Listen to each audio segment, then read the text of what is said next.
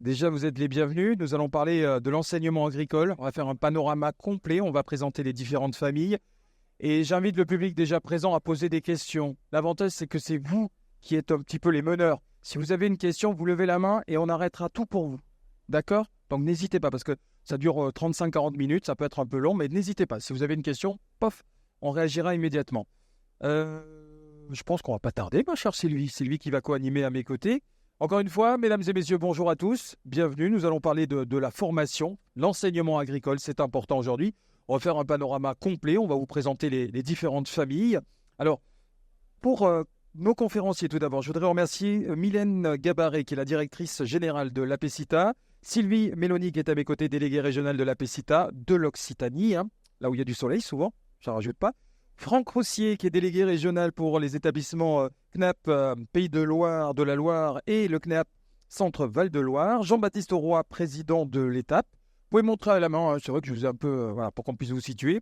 Nous avons également Roland Grimaud de la MFR, qui est là, parfait. Et nous avons également Nicolas Boivin de l'UNREP, qui est également avec nous. Et là, il faut juste lever la main. Voilà, c'était pour qu'on puisse vous repérer si on a des questions pour vous. Je vais commencer avec vous, Mylène Gabaret. Vous êtes la directrice générale de la PECITA. Bonjour, merci d'être présente déjà. Alors, pour ceux qui ne connaîtraient pas encore la PECITA, c'est quoi? Alors, l'APECITA, c'est l'Association pour l'emploi des cadres, ingénieurs et techniciens de l'agriculture, de l'agroalimentaire et de l'environnement. Donc, c'est pour ceux qui connaissent peut-être le secteur général plus globalement, c'est le pendant de l'APEC, en fait, pour nos métiers. Donc, je déroule. Ah, tu peux, on vous écoute avec... Okay. C'est vous qui faites l'introduction, allez. Okay. Donc, aujourd'hui, la PECITA, comme je vous le dis, on traite, nous, notre métier premier, c'est la mise en relation entre offre d'emploi et demande d'emploi dans les secteurs. Aujourd'hui, nous sommes sur un espace commun qui s'appelle le Pôle Agri-Recrute et nous partageons depuis de nombreuses années le salon avec les 4 familles de l'enseignement agricole qui sont nos partenaires et qui, aujourd'hui, on a voulu faire du lien entre formation et emploi. Donc, ce qui est important, c'est que la PECITA, pour vous situer, c'est à peu près 20 000 offres diffusées par an d'emploi et c'est à peu près 15 000 candidats qui s'inscrivent chaque année. Donc, nous, on a à cœur aussi, parmi nos métiers, nos nombreux métiers, nous avons à cœur de promouvoir les métiers agricoles, de montrer que ces métiers sont attractifs et que l'on peut y faire de belles carrières. Donc, pour cela, nous intervenons régulièrement dans les établissements. On intervient on fait à peu près 300 interventions dans les établissements. Et là, on va vers les jeunes et les apprenants, comme on les appelle dans notre secteur, pour leur présenter le marché de l'emploi, les potentiels débouchés, comment ils peuvent aussi accéder à ces métiers. Donc, pour cela, nous avons un partenariat avec les familles d'enseignement agricole et nous avons développé de nombreux outils, publications que vous voyez ici. Donc, ce que l'on appelle les cahiers experts. On reprend les grandes filières agricoles. Alors, il y en a 13 à peu près. Et on va présenter dans chaque cahier expert la carte mentale de tous les métiers qui existent. Donc, ça permet de voir un petit peu ce que l'on peut pratiquer comme métier. Également, des offres d'emploi qui ont été diffusées pour que chacun puisse voir quels métiers sont proposés par les entreprises. Et également, les formations, enfin tout ce qui permet de bien connaître ces secteurs. Nous avons chaque année aussi un document qui s'appelle Orientation mode d'emploi qui présente toutes les formations agro-environnement que vous pouvez faire. Et toutes ces informations sont reprises sur un site dont nous sommes très fiers à la PECITA qui s'appelle Agro-Orientation, qui a été refondu cette année et qui propose toutes les formations existantes à partir de 300 heures, que ce soit des formations avant de commencer son activité professionnelle, mais également ce que l'on appelle aussi en formation continue. Les personnes qui souhaitent se reconvertir peuvent accéder à des formations. Et donc, dans cet outil qui s'appelle Agro-Orientation, il y a la possibilité de trouver sa formation, quel que soit son endroit d'habitation, quel que soit son métier. Et là, Sylvie donc, va vous le présenter. Donc, c'est un outil vraiment très important. Merci beaucoup pour cette introduction, cette présentation. Oh, avant de débuter, Sylvie, vous permettez, on va juste poser une petite question parce qu'on a pas mal de jeunes avec nous, et des moins jeunes, parce que la formation ne s'adresse pas qu'aux jeunes. Est-ce que déjà l'univers agricole vous intéresse pour une formation éventuelle? Vous levez la main, c'est juste pour voir si vous aimez un petit peu les métiers dans cet univers. Qui est intéressé pour demain aller dans l'univers de l'agricole? Une personne. Il y a du travail. C'est ce qu'on va vous présenter aujourd'hui. Peut-être qu'à la fin, je reposerai la même question, mais vous allez voir que vous allez peut-être être convaincu, en tout cas, par nos propos. Merci beaucoup. Alors, on va maintenant, vous l'avez vu à l'écran tout à l'heure, je ne sais pas si on peut remettre l'écran précédent, on a vu les différentes familles, les voilà, et on va vous donner un petit mot d'introduction à chacun d'entre vous pour qu'on puisse aussi découvrir, là aussi, qu'est-ce que vous proposez. Par exemple, on va commencer à aller au hasard. Franck Roussier, CNEAP, voilà, qu'est-ce que vous proposez dans votre établissement? Alors, dans les établissements du CNEAP, c'est à peu près 200 établissements sur la France et en Outre-mer. Donc, on propose toutes les filières de l'enseignement agricole, selon les modalités, soit de l'apprentissage, soit de la formation sous statut scolaire, soit de la formation continue, donc pour les adultes, mais on en parlera tout à l'heure. En fait, le CNEAP, on va dire que c'est la partie catholique de l'enseignement agricole. On va le formuler comme ça. C'est à peu près 45 000 jeunes sous statut scolaire et 10 000 apprentis et des adultes en formation continue, mais c'est plus difficile à dénombrer parce qu'on est en ordre de formation et pas en personne. On fait le tour, alors on va laisser la parole, alors attendez, je vais prendre au hasard, à Jean-Baptiste Roy, voilà, président de l'ETAP. Bonjour, merci.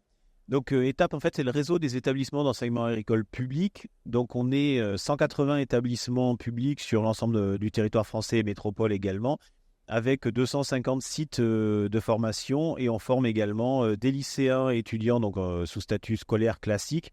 Donc ils sont une soixantaine de milliers, et puis une trentaine de milliers d'apprentis, avec, comme pour les collègues, les métiers de l'agriculture, mais pas seulement, les métiers de l'horticulture, du machinisme, du service à la personne, du commerce, de l'environnement. Donc c'est vrai que l'enseignement agricole offre un panel de formation beaucoup plus vaste que ce qu'on pourrait imaginer quand on est au sein de l'agriculture et où on parle de renouvellement des générations agricoles.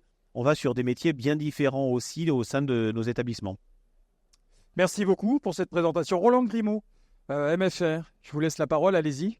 Merci. Donc, Roland Grimaud, directeur du réseau des MFR. Alors, c'est Maison Familiale Rurale. C'est un réseau qui est implanté depuis 90 ans. Alors, on a beaucoup de similitudes entre nous sur l'offre de formation des jeunes, des adultes et des apprentis. Mais si on voulait donner quelques différences, nous, il y a 430 MFR en métropole et outre-mer. Et le choix de notre réseau, c'est de faire des établissements de pas très grande taille et plutôt de mailler le territoire parce que dans le mot maison familiale rurale, on aime bien cette relation de proximité. On n'a pas d'exploitation agricole, on y reviendra, mais nous, on pratique l'alternance depuis toujours et sur toutes les formations. Donc, on s'appuie beaucoup sur l'expérience en entreprise pour que les apprenants puissent évoluer dans leur formation. La particularité aussi, c'est que c'est un mouvement associatif, c'est-à-dire que dans toutes les maisons, c'est un conseil d'administration de parents d'élèves et de maîtres de stage ou d'apprentissage qui gèrent la maison avec bien sûr une équipe pédagogique. Voilà. Merci beaucoup et on termine avec vous, Nicolas Boivin, de l'UNREP. Oui, alors bonjour. L'UNREP, c'est la fédération laïque de l'enseignement agricole privé associatif. Donc nous aussi, on forme à tous les métiers de l'agriculture et surtout du monde rural. On va de la 4e jusqu'au master et on a à peu près 90 établissements sur l'ensemble de la France qui représentent 12 500 apprenants. Voilà, 4 grandes familles pour pouvoir s'orienter, avoir surtout la bonne formation. Sylvie, je vais vous laisser la main puisque là, on va, pour que ça soit plus simple, parce que les images parlent d'elles-mêmes souvent aussi, on va vous présenter dans le détail justement un site internet qui a été créé et vous allez voir chaque slide qui va passer devant vous et on va un petit peu argumenter autour. On commence ? On commence. Première question. Je ne pensais pas que je commençais par la question. Vous voyez, bon, je me réveille. Vous êtes tous réveillés ? Parfait, pas moi. Comment je fais pour choisir une formation ? Ça, c'est la première question essentielle qu'on va développer avec vous. C'est ça, tout à fait. Alors, première question, comment je fais pour choisir une formation ? La première chose à réfléchir quand vous choisissez quand vous voulez vous former, c'est finalement se poser des questions sur vous. Qu'est-ce qui vous intéresse? Quels sont vos centres d'intérêt? Est-ce que j'ai envie de travailler dehors? Est-ce que j'ai envie de travailler avec des chiffres? Est-ce que j'ai envie de travailler avec les nouvelles technologies? Est-ce que j'ai envie de travailler dans la forêt? Parce que c'est aussi, fait partie aussi de l'enseignement agricole. Est-ce que je veux négocier? Est-ce que je veux travailler avec des gens, travailler tout seul, etc. Bref, se poser des questions sur qui vous êtes, de quoi vous avez envie, qu'est-ce que vous savez déjà faire, vers quoi vous aimeriez aller, c'est une bonne façon de commencer. Et ça, il faut le compléter par une autre question qui est, en fait, qu'est-ce qui existe? Quels sont les secteurs d'activité qui existent? Quels sont les métiers qui existent? Et vous en avez déjà parlé tout à l'heure. Dans le secteur agricole, l'immense secteur agricole, il y a plein de métiers qui existent. On pense tout de suite au métier de l'exploitation agricole, mais en fait, il y a une foultitude de métiers qui existent. Moi, je suis issu d'enseignement agricole, par exemple. Je ne travaille pas du tout dans une exploitation agricole, mais je travaille complètement en lien avec cette filière et cet environnement de l'agriculture. Donc, on a tout plein de métiers qui vont du commerce à l'enseignement, à la production, à la transformation, à la négociation, à l'achat, à la vente. Bref, tout ce qui va être autour des produits agricoles. Donc, se renseigner sur les filières qui existent, c'est déjà une bonne solution. Et c'est justement en réfléchissant sur vous et sur ce qui existe que vous allez pouvoir, au final, construire un projet qui va vous amener à choisir la formation qui va servir ce projet-là. Et ce qu'on a vu au début, Sylvie, vous l'avez vu, c'est qu'on n'est pas encore orienté dans le monde agricole par rapport à ces jeunes et ces personnes qui sont avec nous. Justement, encore une fois, j'insiste là-dessus, mais on va vous donner plein d'idées. C'est une réflexion que vous pouvez avoir. Déjà, réfléchissez à un projet, éventuellement, qui vous intéresse. Tout à fait. Réfléchir à un projet. Et puis, par contre, ce n'est pas forcément évident d'avoir un projet quand on est jeune. Donc, comment faire si je me suis renseignée, mais je ne sais pas trop encore ce que je pourrais faire? En fait, l'enseignement agricole, il a ça de bien qu'il vous permet de réfléchir pas à pas. C'est-à-dire que, admettons, vous dites, j'aimerais bien faire un bac, pourquoi pas, dans le secteur agricole. Et puis, vous faites votre bac, et puis vous vous dites, ah ouais, mais j'aimerais bien continuer. Vous pouvez continuer en BTS, pourquoi pas. Et puis, vous voulez encore, vous dites, ah ouais, mais le métier que je viens de découvrir, il demanderait une licence pro. Vous pouvez continuer en licence pro, et vous pouvez continuer comme ça, même jusqu'à un doctorat, jusqu'à un bac plus 8. Et l'enseignement agricole, il a ça de bien qui vous permet d'avancer pas à pas. À chaque fois, éventuellement, de vous arrêter avec un diplôme qui a une valeur sur le marché du travail, c'est-à-dire que vous pourrez bosser avec ce diplôme-là, mais qui vous permet aussi de continuer jusqu'au bac plus 8 si vous en avez envie. Voilà. Donc, c'est un secteur et un système d'enseignement qui permet, étape par étape, de construire son projet. Et c'est pas grave si vous n'avez pas un projet tout de suite quand vous avez 15 ans, 18 ans. De toute façon, t'en avais un, toi, projet, quand tu avais 18 ans? Non, en toute franchise, non. J'ai trouvé ma voie après, c'est vrai, mais c'est normal. Je sais pas quel âge. Allez, on va faire un petit jeu là, rapidement. Vous avez quel âge? 17? C'est un peu normal aussi qu'on se cherche encore. Plus? On est tous jeunes ici. Y a pas de, on n'est pas sectaire, jeunes, vieux, tout le monde. 38, c'est très bien. Parce que moi, justement, on se cherche peut-être aussi pour une autre formation et un changement de vie. Et ça, c'est important. Voilà, pour 2 exemples, Sylvie. Moi, je vais prendre le mien là, tiens, que vous m'avez laissé d'ailleurs. Je suis en première, je commence à m'interroger sur les formations post-bac, c'est le cas là d'ailleurs, sur le secteur de l'agriculture, mais je n'y connais rien. Il va falloir m'aider. On va t'aider, il n'y a pas de souci. Donc, on vous a présenté tout à l'heure le site Agro-Orientation. Vous pouvez aller voir sur ce site et vous avez par exemple une entrée, vous voyez avec la flèche qui clignote là, qui s'appelle Nos filières. Donc, vous pouvez aller voir les différentes filières qui sont présentées. Mylène Gabaret vous en a cité quelques-unes tout à l'heure.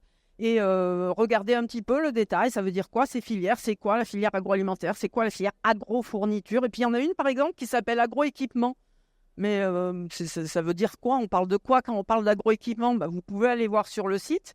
Et vous verrez tout un tas d'explications sur cette filière. Vous verrez aussi que vous avez à l'APECITA des référents, là, ils sont entourés en rouge. Donc, on a des personnes dans le réseau APECITA qui sont capables et spécialisées dans cette filière-là et que vous pouvez contacter pour poser des questions. Et donc, vous découvrirez que cette filière traite des équipements pour l'agriculture, mais on ne parle pas que des tracteurs et des attelages, on parle aussi des drones, des stations météo, on va parler des détecteurs de chaleur pour l'élevage, on va parler d'un tas de systèmes différents, de pulvérisateurs, de choses comme ça. Je viens de parler de pulvérisateur parce que je viens de voir quelqu'un au fond de la salle qui travaille sur cette question-là à l'INRA. L'INRA qui est un centre de recherche en agriculture. Donc on peut aussi faire de la recherche dans tout ce qui concerne l'agriculture. Et là, par exemple, sur les buses, des pulvérisateurs, par exemple. Vous pouvez aller voir sur ce site-là et à cet endroit-là, déjà des informations, donc se renseigner. Bon, pourquoi pas aller sur l'agroéquipement. Alors, on va continuer les exemples. J'ai passé mon bac, je suis à bac plus 2. J'ai envie quand même de quitter un petit peu le monde scolaire. Est-ce qu'il existe, par exemple, pour un changement de vie à 38 ans, est-ce qu'il existe des formations peut-être un peu plus courtes? Je ne sais pas comment ça peut fonctionner dans ces cas-là. En fait, là, par exemple, si on prend ce cas-là, on voit qu'il y a pas mal d'offres d'emploi qui sont proposées pour des niveaux bac plus 2 dans ce secteur-là, agroéquipement. Là, vous voyez, il y a marqué bac plus 2. 55% des offres qu'on a diffusées à la PECITA dans le secteur agroéquipement sont pour des bac plus 2. Donc, si vous vous dites, je veux faire une formation un peu courte, on va prendre plutôt le cas, j'ai un bac et je veux faire une formation courte, pourquoi pas aller vers un bac plus 2 en agroéquipement. Vous allez cliquer sur la rubrique formation du site et vous allez voir que plusieurs formations sont précisées. Toutes les formations sont consultables. En cliquant sur le bouton qui est en bas que vous ne voyez peut-être pas, là, consulter toutes les formations. Et ça va vous amener vers un formulaire. Moi, j'ai envie de la faire plutôt en scolaire, universitaire, cette formation-là. Donc, je vais remplir la partie statut. Et puis, comme on a dit, je la veux plutôt courte, donc plutôt avec un niveau de sortie bac plus 2. Donc, je remplis le petit champ et on voit qu'on a 3 formations qui existent, qui s'appellent des BTS ou des BTS A pour agricole, et dont un qui s'appelle le BTSA génie des équipements agricoles. Parce que l'autre, c'est un BTSA technico-commercial, et moi, le commerce, ça ne m'intéresse pas trop. Je ne sais pas toi, mais non, tu m'as dit tout à l'heure que l'aspect commercial, ce n'est pas trop ton truc non plus. Donc, voilà, plutôt génie, ça peut être bien génie, parce qu'on a génie des équipements agricoles. Donc, je vais aller me renseigner sur plutôt cette formation-là en cliquant dessus. Bon, c'est bien tout ça, Sylvie. Tous les établissements sont là d'ailleurs, mais c'est très bien. Mais tiens, je vais poser une petite question encore une fois, puisque vous êtes avec nous. Les de quel coin? Vous êtes tous de Paris? Non? De l'Oise, d'accord. Est-ce qu'on a un autre secteur? On est du sud, de l'ouest, de l'est? Non? On est tous de région parisienne. Bon, moi je viens du sud, mais j'ai pas envie d'aller à Paris faire ma formation, parce que j'ai ma famille, j'ai mes ancrages, et voilà, j'ai pas trop envie de bouger. Qu'est-ce que vous me conseillez dans ces cas-là?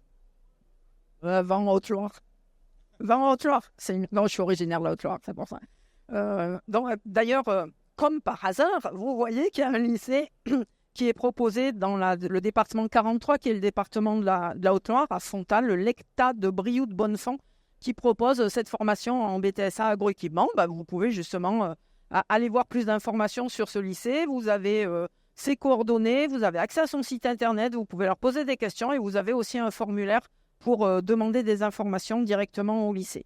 Donc, sur le site, vous avez vraiment toutes les infos pour choisir une formation, découvrir toutes les formations qui existent et surtout, aller les contacter directement pour avoir vraiment le fin du fin. Bon, j'ai bien compris que cette formation, on pouvait l'avoir chez soi. Maintenant, autre question quand même, parce que moi, je ne suis pas trop dans la théorie, je suis plutôt dans la pratique.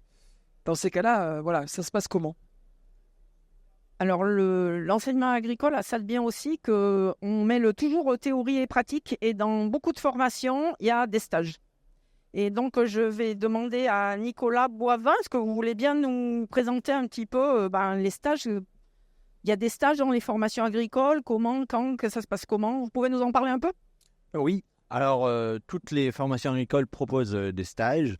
Le volume horaire varie selon le niveau de formation. Si on est en 4e ou 3e agricole, on n'a que 15 jours de stage. Ce sont des stages d'observation. Par contre, dès qu'on passe le CAP, on est entre 12 et 16 semaines de stage sur le terrain.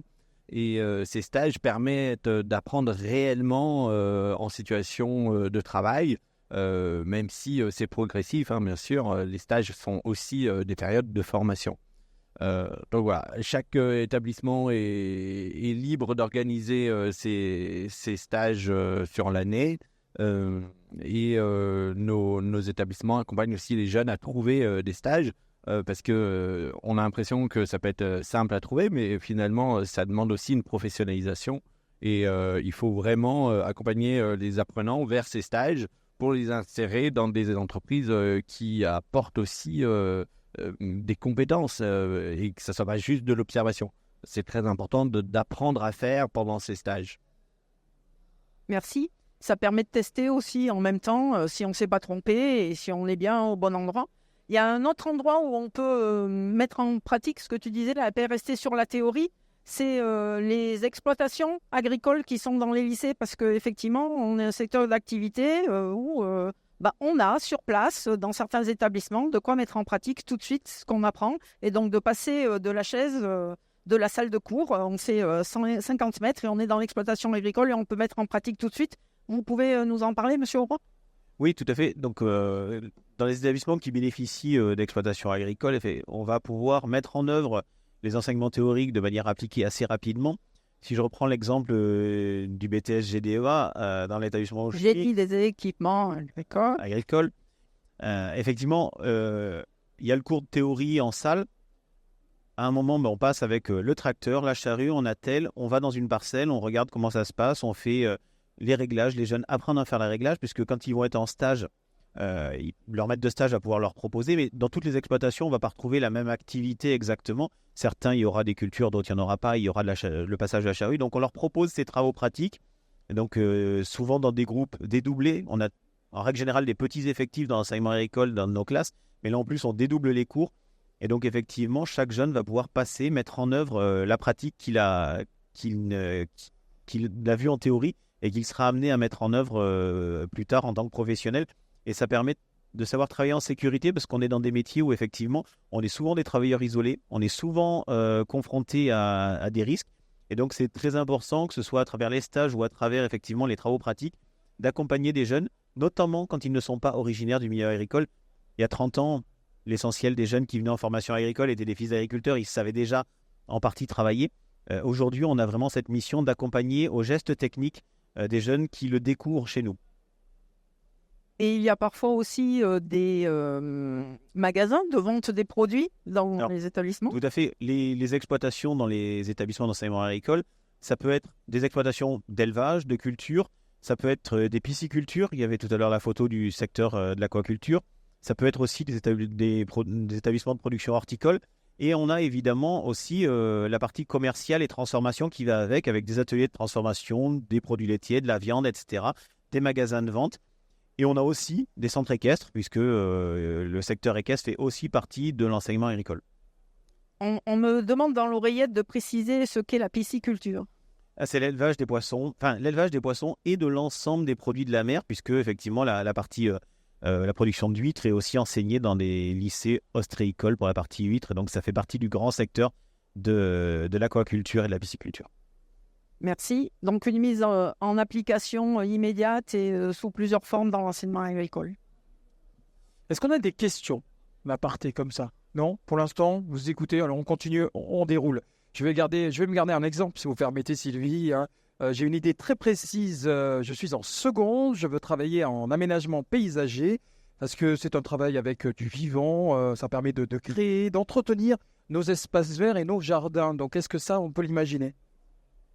Alors, on peut tout à fait l'imaginer. On va peut-être aller de nouveau sur le site Agro-Orientation pour voir si on trouve des formations qui correspondent. Alors, tu m'as dit plutôt bac et plutôt aménagement paysager. Sur le site, vous avez une partie « Je recherche une formation ». Si vous connaissez le nom du diplôme, vous pouvez le taper pour voir ce qui ressort. Alors, est-ce que tu sais exactement comment il s'appelle ce bac pro? Est-ce que c'est bac pro paysagisme, bac pro du paysage, bac pro... Vous savez? Non. Oui. Bon, si on ne sait pas, c'est pas grave. On tape quelques lettres. Par exemple, là, on va taper bac pro paysage avec AG. Voilà, comme ça, si s'appelle paysagisme, ça sort. S'il s'appelle paysager, ça sort. Bon, bref. Il s'appelle aménagement paysager au pluriel en plus. Donc, voilà. Et donc, c'est une formation qui existe. Tu voulais faire, elle existe. Et toi, il y a 195 organismes en France qui proposent cette formation. Donc, tu vas avoir le choix. Par contre, peut-être que ce qui t'intéresserait, ça serait de le faire plutôt en formule alternance et dans le Gard, parce que tu m'as dit que tu étais du Sud. Donc, tu veux retourner dans le Gard, ça tombe bien. Et je vois qu'il y a une MFR, elle s'appelle la MFR Le Grand Mas, qui propose cette formation. Et je crois que les MFR, entre autres, proposent des systèmes d'alternance. Et de façon plus générale, on peut se former en agriculture avec cette formule d'alternance. Vous pouvez nous expliquer ce qu'est l'alternance et les différentes formes d'alternance qui existent? Bien sûr. Alors, quand vous entendez parler de l'alternance, souvent on pense à un contrat. C'est ce qu'on entend souvent, on fait de l'alternance parce qu'on est en contrat. C'est un salarié qui est en contrat. Alors, pour les salariés, ça s'appelle des contrats de pro. Donc, on a parlé de poursuite de formation ou de reconversion. Donc, ça existe. C'est un contrat de pro pour un salarié qui est dans une entreprise ou qui va aller dans une entreprise et qui va faire une formation tout en travaillant dans l'entreprise avec des temps en entreprise et des temps en établissement de formation. Et puis, vous connaissez peut-être l'apprentissage, qui est notre formule. C'est aussi un contrat, alors qui souvent s'adresse aux plus jeunes, mais maintenant, depuis 2018, vous pouvez signer un contrat d'apprentissage jusqu'à 27 ans. Donc, ça permet de commencer des études d'une manière, à temps plein, classique ou en alternance, et puis de continuer assez tard et sur des études plutôt longues en alternance. C'est-à-dire continuer avec ce rythme de stage et de temps à l'école. Il faut savoir que l'alternance et l'apprentissage en particulier, aujourd'hui, est ouvert à tous les diplômes. Dans l'agriculture, hors champ agricole, il y a bon nombre de personnes qui font leur cursus complet en apprentissage, en alternance. Et dans les études supérieures, d'ailleurs, on s'aperçoit qu'il y a beaucoup de temps de stage. Et donc, en fait, les gens étaient déjà en alternance. Il y a beaucoup d'immersion d'entreprise. Et voilà, et ça correspond bien. Et aujourd'hui, l'alternance, l'apprentissage est une voie qui s'est développée pour tous les secteurs et pour tous les métiers. Alors, on a dans l'enseignement agricole une petite particularité qu'on partage avec les amis de l'UNREP. Et les MFR ont été créés avec ça depuis 90 ans, c'est qu'on fait une alternance, mais scolaire. Alors, en gros, vous prenez la formule de l'apprentissage, vous êtes en entreprise, vous venez à la MFR, mais vous gardez votre statut d'étudiant. C'est-à-dire, alors la différence avec l'apprenti, c'est que un apprenti, vous êtes dans une entreprise tout le temps, et c'est bien, c'est une confiance, etc. La formule alternance scolaire en MFR vous permet de changer d'entreprise et éventuellement de changer de secteur d'activité, puisque l'enseignement agricole est très large. Alors même si on est dans un bac pro aménagement paysager, alors forcément on va être dans ce secteur-là, mais on va pouvoir aller dans différentes entreprises et donc ça ouvre un peu le champ. Et puis je signale aussi un autre avantage qui est facilité par ce statut, c'est la mobilité européenne. Dans nos MFR, on propose systématiquement un temps de stage dans un pays européen, dans une entreprise. Et quand on est dans ce statut scolaire, c'est assez simple. On le développe en apprentissage, mais il faut se mettre d'accord avec le maître d'apprentissage. C'est un peu plus compliqué. Et tandis que là, en scolaire, c'est très, très facile à faire. Donc voilà, l'alternance, c'est un autre choix, tout simplement. C'est un autre choix. C'est les mêmes diplômes. C'est pas la même pédagogie, c'est-à-dire qu'on va s'appuyer beaucoup sur ce qu'on apprend en entreprise. Alors, on voit pas tous la même chose en entreprise. Donc, les MFR ont développé une pédagogie qui fait que on va passer beaucoup de temps à comparer ce que vous faites dans les différentes entreprises pour voir les points communs et les points de différence. Et on va vous faire avancer avec ça. Voilà. Une bonne formule, en tout cas, pour développer le côté, les compétences pratique, mise en application en même temps qu'on voit la théorie en cours quand on est sur les bancs de l'école. L'enseignement agricole, c'est riche quand même. Donc, on a vu les CAP, les bacs, les BTS, mais je crois que tu as envie de plus. Oui, je suis gourmand. Désolé, Sylvie. Je viens de l'éducation nationale. Personne n'est parfait. Mais bon, je viens de cette éducation nationale. J'ai un bac général. Les métiers du vivant m'intéressent. En plus, est-ce que l'enseignement agricole m'accepte? Dans ces cas-là, première question.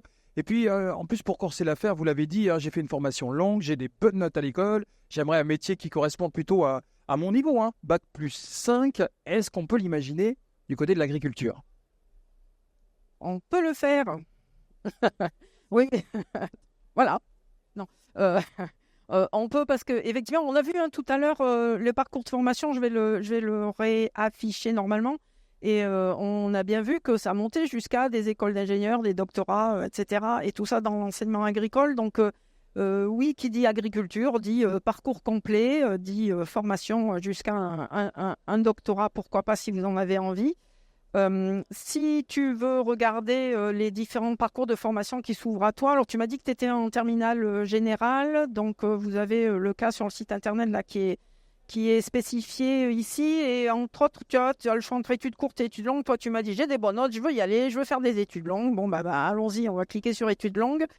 Qu'est-ce qui s'ouvre à toi? En fait, on voit que tu as possibilité d'aller faire des classes, l'enseignement supérieur vétérinaire, si tu veux devenir véto. Tu peux aller sur des classes d'ingénieur agronome avec concours, sans concours, avec des classes prépa avant, avec des classes prépa qui sont intégrées.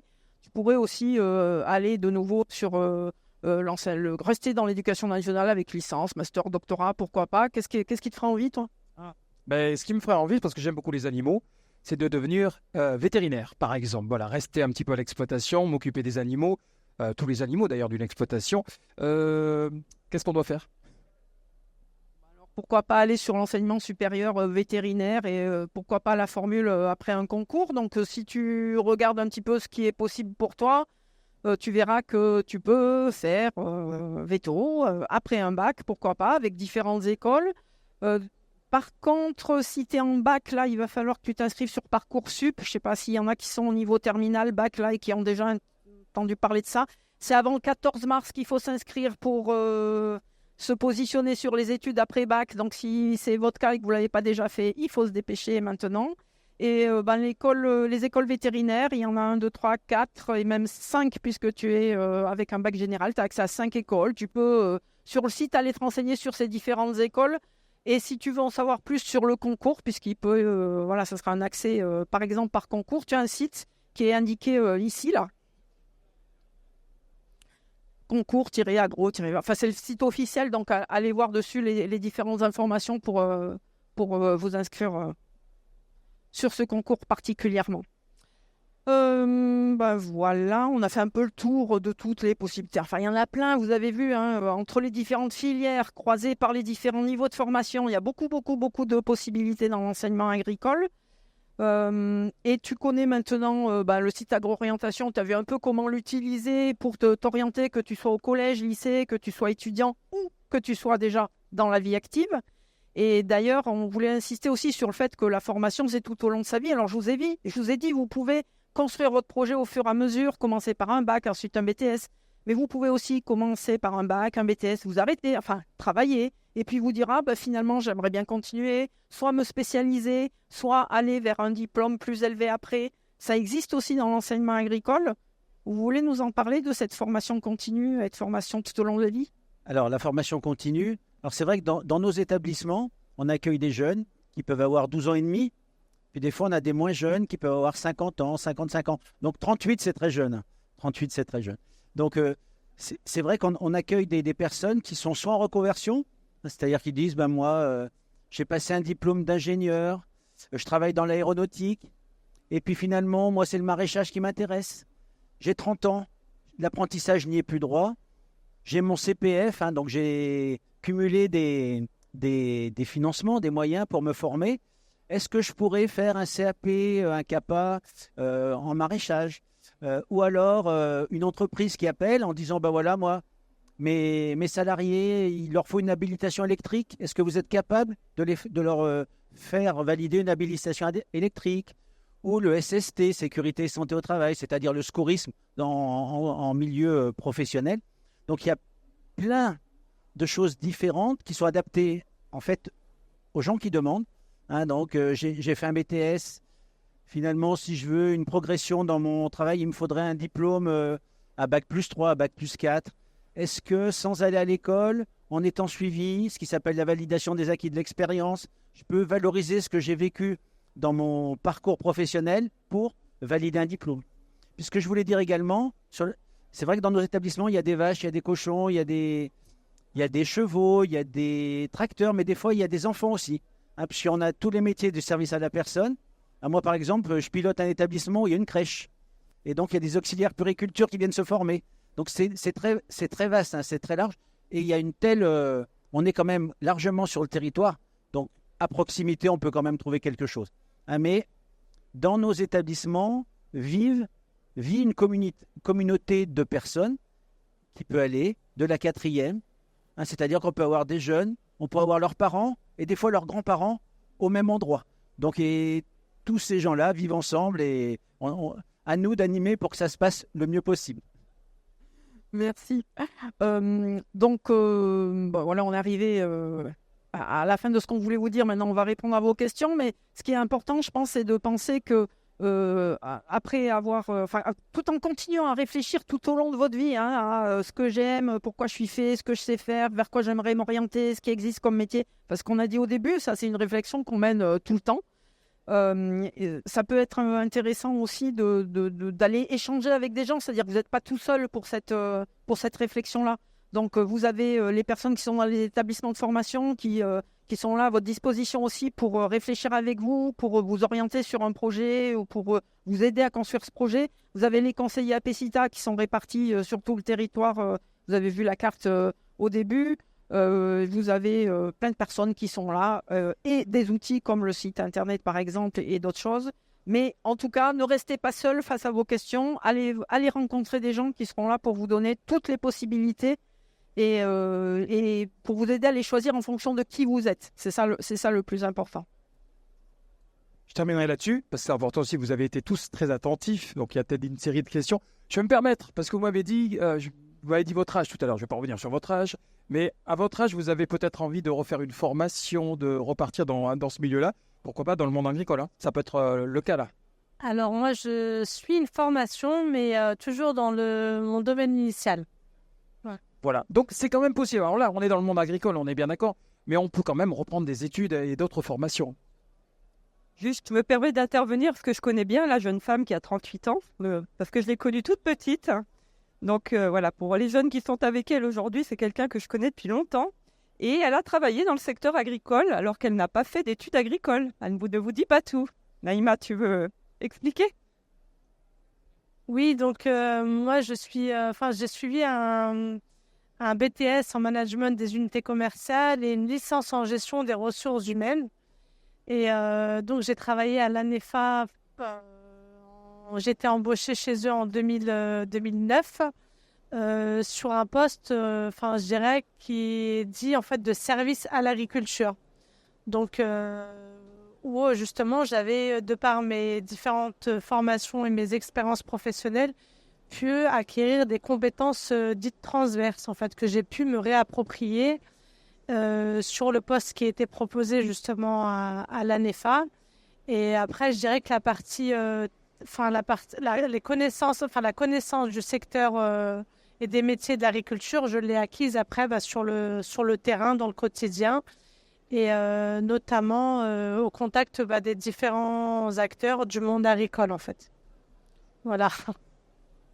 Merci pour ce témoignage. Vous auriez pu vous installer avec nous, c'est parfait. Les autres, est-ce que vous avez des questions ? Parce qu'on l'a dit au début, le monde agricole, c'était pas trop votre truc. Est-ce que vous avez peut-être d'autres idées qui vous arrivent du coup après cette... Toujours pas ? On n'a pas été assez convaincants, hein, à mon avis. Bon, peut-être que voilà. Qu'est-ce que vous voulez faire ? On va faire un petit jeu. Hein. Vous permettez, on sort un peu du cadre. Qu'est-ce que tu as envie de faire, toi, par exemple ? J'ai envie de faire de la coiffure. Coiffure. Ah oui, c'est vrai qu'on n'est pas dans le même secteur. Coiffure. Mais c'est bien, hein, tu as trouvé un choix. C'est ce qu'on disait au début, c'est important de trouver ce que vous avez envie de faire. Et à 17-18 ans, on se cherche un peu encore normalement. Et vous ? J'ai déjà trouvé, mais moi j'avais une question quand même. Ben, allez-y. Quels sont les métiers en tension dans l'agriculture, s'il y en a ? Est-ce qu'il y a des... Tous du coup ? Qui répond ? Allez-y, hein, d'un établissement. Alors, c'est sûr qu'il y a des métiers. La production agricole, c'est un métier en tension. Si on écoute l'actualité, c'est forcément un métier en tension parce que la génération d'agriculteurs, il va partir. Aujourd'hui, on n'a pas les moyens de tous les former. Donc, c'est un métier qui est en tension. Donc, c'est bien, c'est qu'il y a des gens qui sont en reconversion qui arrivent et pas que des jeunes. Alors moi j'ai connu, alors je suis un peu éloigné parce que je suis plus d'établissement comme ça, mais par exemple j'ai été directeur d'un établissement forestier, hein, et notamment des conducteurs de machines forestières. On avait même des entreprises qui venaient proposer un contrat à nos jeunes en BTS avant qu'ils valident le BTS et il venait, entre guillemets, nous les piquer. donc ça existe et on voit bien que, enfin, moi ce que je, mais peut-être que d'autres ont d'autres exemples. Non, il y a une foule de métiers dans le milieu agricole, milieu rural en général. Vous voyez tous les stands différents qui sont là.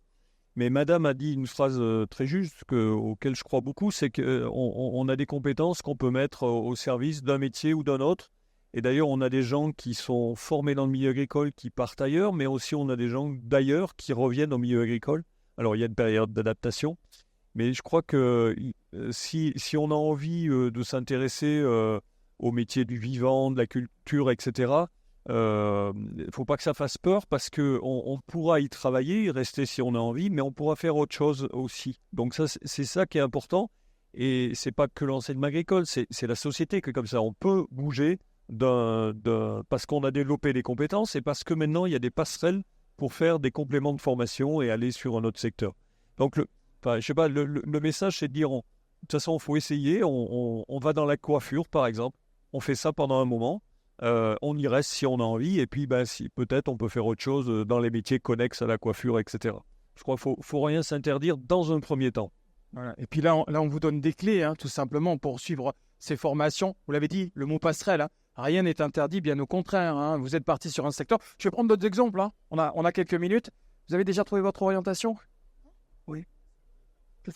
Je voulais faire cuisiner. La cuisine, c'est une belle orientation. Qu'est-ce que tu vas nous préparer de bon tout à l'heure à midi? Non, ça, c'était pas prévu. C'est du bonus. Oui, allez-y, je vous en prie. Merci. Est-ce que vous pouvez nous donner les grandes masses en effectifs aujourd'hui qui travaillent dans l'agriculture et dans les métiers connexes comme vous l'avez évoqué, et en parallèle, combien d'étudiants et combien de formés en formation sont dans vos écoles, dans vos différentes types d'écoles? Est-ce qu'on a ces grandes masses-là? Est-ce qu'on a une idée? Et est-ce qu'on a, pour répondre à la tension dont on parlait à l'instant, est-ce qu'on sait quel est le pourcentage de renouvellement? Qui veut prendre la parole? Allez-y, vous avez le micro. Alors, les chiffres, on n'avait pas révisé ça. T'es pas pris comme ça, mais en tout cas, autour des 400 000 exploitations agricoles, il y a un tissu très important de métiers autour, etc. Donc, on disait à une époque, je crois qu'un agriculteur faisait vivre, c'est pas le bon mot, mais il a engendré le travail de 5 à 6 personnes supplémentaires, parce qu'il y a les services, il y a tout autour. Donc, c'est un gisement d'emploi assez impressionnant. Puis, vous avez l'agriculture, mais les travaux paysagers, les services aux personnes, vous avez vraiment un éventail très, très large. Et il y a du renouvellement. On parle des exploitants agricoles en ce moment. Dans les 10 ans, la moitié des exploitants agricoles arrêtent leur activité. Vous prenez ça dans tous les domaines qui accompagnent l'agriculture. Ce qui est bien, c'est qu'il y a un avenir. C'est important. Ah oui, aussi, tout à fait, oui. C'est vrai, on dit aujourd'hui, la loi d'orientation qui va bientôt être proposée au Parlement, propose d'aller vers 30% d'augmentation d'effectifs dans la filière agricole. Alors c'est une ambition forte, mais parce qu'en fait le besoin de main-d'œuvre dans le secteur agricole et paragricole est essentiel. Aujourd'hui, je crois que dans nos établissements, on peut s'enorgueillir de n'avoir aucun secteur où le recrutement est bouché. C'est-à-dire aujourd'hui, nos jeunes, ils trouvent du travail sans difficulté, à la petite condition d'être un minimum mobile, parce qu'effectivement, si on veut faire le travail juste à côté de chez soi, c'est pas toujours évident. Mais aujourd'hui, que ce soit dans le commerce, les agroéquipements, la production, l'aménagement, etc., il y a énormément d'emplois. On se fait, effectivement, les jeunes, on leur propose des contrats avant même qu'ils aient fini leur formation. On le voit même sur l'apprentissage. Aujourd'hui, on a au mois de septembre, dans les jeunes qui rentrent dans nos établissements, on pourrait des fois proposer 40, 50, 70 offres d'apprentissage à un jeune qui se présenterait encore en septembre parce qu'on a encore une demande forte sur le secteur, avec toujours cette question de mobilité. Le collègue le disait tout à l'heure, la coopération internationale, c'est un élément fort dans l'enseignement agricole, quelles que soient les familles, parce qu'aujourd'hui, on construit un parcours de vie, on se forme, on a un bac, un BTS au départ, puis on va changer d'entreprise, on va changer de région, on va continuer à se former en voyant des choses différentes. C'est un élément essentiel et c'est un vrai élément aussi d'employabilité, la mobilité, qu'on sous-estime souvent. Et les stages, l'alternance sont des éléments fondamentaux pour pouvoir augmenter cette capacité-là pour les jeunes. Ah, vous l'avez dit, il y a beaucoup de choix. C'est important de le repréciser. Hein. Juste une petite précision en volumétrie. L'enseignement agricole, c'est à peine 200 000 élèves apprenants. Donc, c'est quand même bien. Et avec, effectivement, dans l'enseignement agricole privé, 60% des apprenants qui sont sur les services à la personne. Parce qu'en fait, on oublie, mais il y a un énorme volume de services à la personne dans les établissements d'enseignement agricole. Donc voilà, et il y a des filières où il y a très peu d'élèves. Excusez-moi, Comme juste l'horticulture. du coup, le service à la personne, pour ceux qui ne connaîtraient pas, c'est quoi exactement? Alors, c'est tous les métiers qui sont liés à la petite enfance et l'accompagnement vers le grand âge, on va dire. Pour être complet, on vous écoute, allez-y. Simplement, peut-être une chose qui est une spécificité de l'enseignement agricole, c'est que les établissements doivent répondre à 5 missions. Et par rapport à votre question, il y a une mission qui est l'insertion professionnelle des jeunes. C'est-à-dire qu'on nous demande, dans les lycées, des enquêtes à 6 mois, à 5 ans, pour savoir où les jeunes travaillent. Est-ce qu'ils sont restés dans le milieu agricole ou est-ce qu'ils ont trouvé un emploi dans d'autres milieux? Après, l'objectif, c'est que le jeune, il ait trouvé son projet, et puis s'il travaille dans l'enseignement agricole, enfin dans le milieu agricole ou ailleurs, j'allais dire, enfin peu importe, des fois au niveau des finances, c'est pas comme ça, mais peu importe parce qu'il a trouvé son projet. Mais on sait qu'on a une très bonne insertion, c'était 85% ou 80, je n'ai plus les chiffres en tête. À 6 mois, c'était 85% à peu près, l'insertion. Alors, pas forcément sur des CDI, on peut être sur des CDD, sur des... Il faut juste monter la main, vous voyez, parce que le récepteur est en bas chez l'antenne. Exact. Voilà, vous êtes parfait, changez rien. Donc voilà, donc cette mission, elle est particulière. Alors, il y en a 4 autres, et puis il y en aura peut-être une 6e qui va arriver bientôt dans la loi d'orientation agricole. Mais voilà, donc on arrive, comme on est un petit, en fait, par rapport à l'éducation nationale, 200 000 jeunes, c'est une grosse académie, ça ne représente pas beaucoup. Mais on arrive à suivre quand même les jeunes, et ils reviennent souvent dans nos établissements en nous disant: eh bien voilà, monsieur, vous vous rappelez, j'étais là en 4e, 3e, où j'ai fait un BEPA, alors ça n'existe plus, j'ai fait un BTA, j'ai fait un bac pro, un BTS, et aujourd'hui je fais ça. Et on voit je vais reprendre votre exemple en disant: je veux être coiffeur. On a des jeunes qui ont passé un diplôme, qui ont fait une 4e, 3e chez nous, qui ont fait un CAP de coiffure, voire un BP, et qui sont en maison de retraite, et qui travaillent, qui sont coiffeurs en maison de retraite, parce qu'ils ont fait une formation d'aide-soignant ou d'aide-soignante à côté. Par contre, ils font toujours de la coiffure parce qu'il y a des soins à amener aux personnes. Donc voilà, donc on trouve des diversités de projets.